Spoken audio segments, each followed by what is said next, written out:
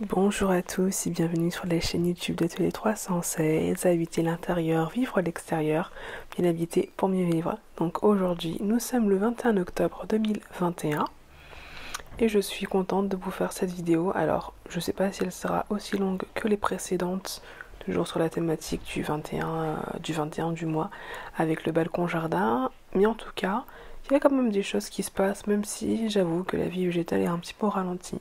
Alors on va commencer tout de suite, mais je suis en tout cas étonnée de voir que, eh bien, malgré les températures qui rafraîchissent, la végétation continue de pousser. Et on va commencer tout de suite. Là, c'est un bébé pommier que j'ai rempoté. Eh bien, il est tranquillement, bien installé dans son pot. Là, la jardinière, alors j'ai semé de la moutarde, elle n'est pas encore sortie. À côté, c'est un petit aperçu. Tac, capucine, bourrache qui continue d'éclore malgré le fait qu'on soit le 21 octobre. Donc ça veut dire que les températures sont encore un petit peu trop douces parce que ce sont quand même plutôt des plantes voilà, printanières, voire même estivales. Mais ça continue de pousser pour mon plus grand bonheur, même si quelque part c'est pas un bon signe. Là, les plants de tomates, le figuier, il se porte bien. Bon, il n'a pas trop bougé, il n'a pas trop évolué, mais il est toujours là.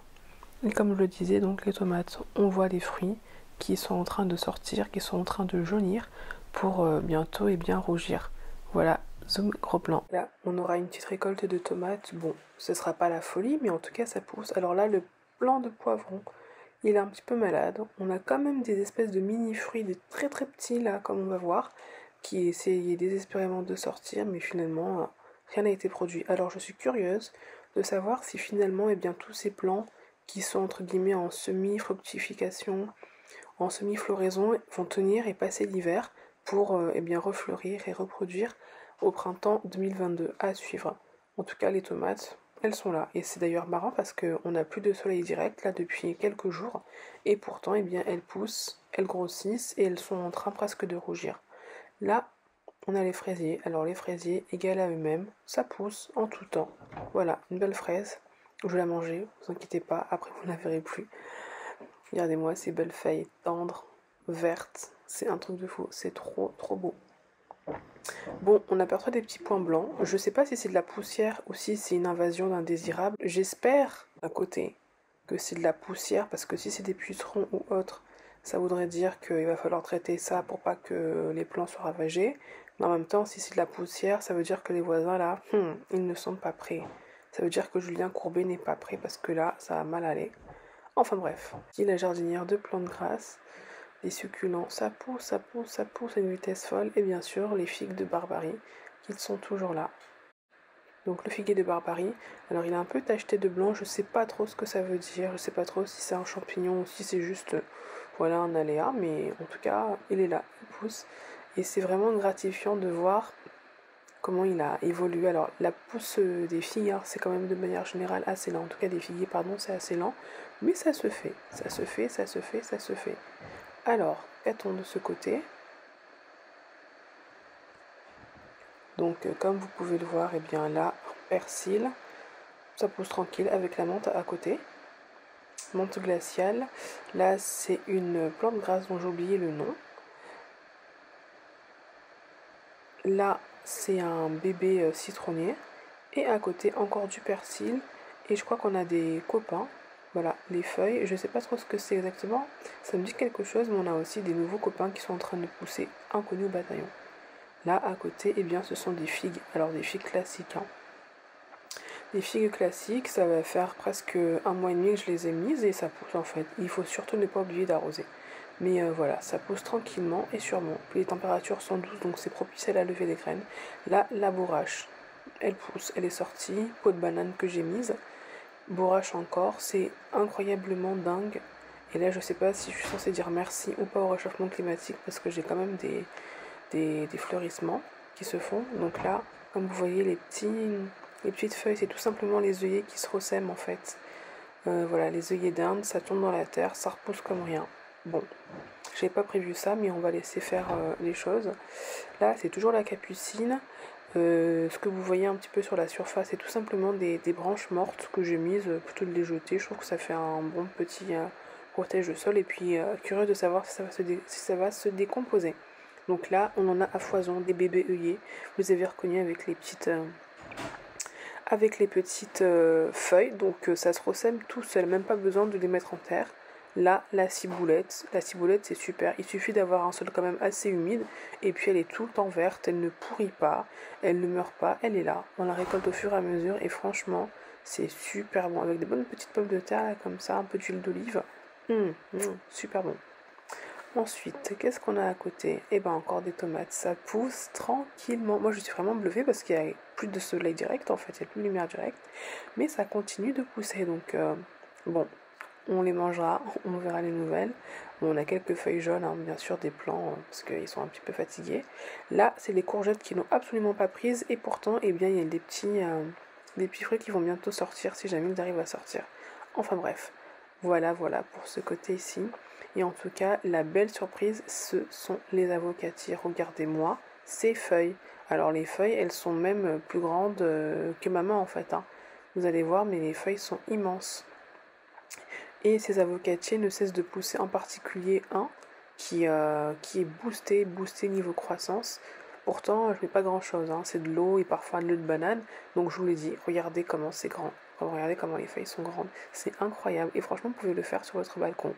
Donc voilà, une bonne exposition lumineuse. Et ça pousse. Bon, là, pendant la saison un peu plus fraîche, ils vont se reposer parce qu'il n'y en a pas qu'un seul, il y en a plusieurs. Ils vont se reposer. Et voici le rempotage. Finalement, le rempotage n'a pas été un total ratage puisque les feuilles sont en train de reprendre pour cet avocatier. Donc je suis quand même bien contente parce que là, les feuilles vont repousser, chlorosynthèse, etc. Et puis donc là, il va être boosté un truc de fou, contrairement aux noyers de Grenoble qui, eux, ont été ravagés par un champignon, je pense, parce que là, c'est pas normal. Donc je vais laisser mourir un petit peu, et puis je pense que quand même pour cet hiver, je vais refaire des semis de noix de Grenoble et de noisettes. Là, les plantes grasses, deuxième jardin de plantes grasses, bon, ça pousse tranquillement, hein. Et juste à côté, les chlorophytum, eux, ils pètent tous les scores. Du jour au lendemain, ils ont vraiment pris la place, parce qu'avant, on avait particulièrement de la misère qui prenait, enfin, la misère était vraiment plus envahissante, et là, les chlorophytum, ils se sentaient laides, ils poussent. La zézette plante, je ne sais pas trop ce que ça donne. Est-ce que c'est censé avoir pris racine? Est-ce que c'est en train de dépérir? Je ne sais pas trop. On verra d'ici la fin de l'année. Si ça a pris racine, eh bien, on aura des feuilles beaucoup plus vertes. Là, c'est mon Dracena. Il a un collet, il a un cou de girafe. Et franchement, ça a hyper bien poussé. On est à peu près sur 20-25 cm, ce qui est pas rien du tout. Hein. Vraiment, ça c'est une belle plante. Et quand elle sera en pleine terre, dans mon futur jardin, dans mon futur terrain, Dieu sait où, ça va être le feu. Ensuite, les autres plantes grasses. Hein. On a vraiment un secteur plantes grasses. Un jour, il faudrait que je retrouve les noms exacts. Mais là aussi, ça pousse. Alors, c'est plus l'été, ça va pousser au ralenti. Et dans quelques temps, ça va dormir, on va dire, hein, le temps de l'hiver. Mais en tout cas, elles sont là. Et puis, elles prospèrent très très bien. Vraiment, les plantes grasses, culture facile. Et là, l'amandier, tranquillement, en train de prendre le soleil. Ou en tout cas, le peu de lumière qu'il y a. Donc, là, nous sommes côté balcon du salon, donc il y a un plant de tomates. Vous allez dire que j'aime les tomates, mais les tomates sont une culture facile. Constituent une culture facile. Là, on a même un bouturage, donc en fait, ça a été cassé, voilà, à cause du vent, et du coup, plutôt que de la jeter, sachant qu'il y a des futurs fruits, j'ai décidé tout simplement, de la mettre dans l'eau pour qu'elle produise des racines et ensuite la remettre en terre. Là, on a quand même une belle exposition, 2-3 heures de soleil. Bon, 2-3 heures de soleil entre midi et 15 heures à Nice. On est à peu près sur 20-21 degrés, ce qui est plutôt pas mal et ce qui va laisser l'opportunité au plant de tomates de se développer. Il y a encore quelques semaines au mois de juillet, il était tout petit, maintenant il dépasse presque le tuteur, donc c'est formidable. Là, côté cuisine, on a donc le plant de tomates, cerise et puis l'agrume juste derrière. Alors ce plant de tomate, il est incroyable parce qu'il doit bien faire presque 1m80. C'est un truc de fou, comment il a poussé, il a été boosté par la très bonne exposition parce que là on est côté ouest, donc là c'est le soleil et la chaleur de l'après-midi. Mes amis, ça touche presque le plafond. Donc voilà, vous voyez, on est déjà à l'étage supérieur, c'est incroyable. Alors il n'y a pas beaucoup de fruits, il y en a une petite poignée, je pense que c'est dû au fait qu'il y ait quelques fleurs en fait qui se sont asséchées, soit qui ont eu un coup de froid, soit qui ont été un petit peu ravagées, mais en tout cas voilà, ça pousse. Et à côté, on a donc notre citronnier, futur citronnier, Si vous pouviez sentir les feuilles, vous verrez à quel point ça sent très très bon. Enfin bref, donc je suis vraiment contente de ce qui se passe côté ouest. Ça pousse, vraiment le soleil il agit entre guillemets comme un engrais, comme un stimulateur de croissance. La chlorosynthèse se fait et c'est vraiment gratifiant, satisfaisant de voir cette vie qui éclot en fait, qui éclot sur ce balcon, sur cette façade et sur les autres. Alors, ce qu'il faut retenir pour ce mois d'octobre, c'est qu'en fait, contrairement aux années précédentes, enfin contrairement, malheureusement ou pas, eh bien, les températures sont quand même assez douces, hein. On est facilement entre 10 et 13-14 degrés le matin, et puis l'après-midi, il fait facilement 20-21 degrés, ce qui n'est absolument pas normal. On est censé être en automne, donc là, j'espère que ça va pas porter préjudice aux plantes, qui quand même ont besoin aussi d'une période d'hibernation, de dormance. Bon, c'est encore un petit peu tôt, mais il faudrait quand même que d'ici décembre, les températures redescendent. Je vous dis à très vite pour une prochaine vidéo. Portez-vous bien. Shalom!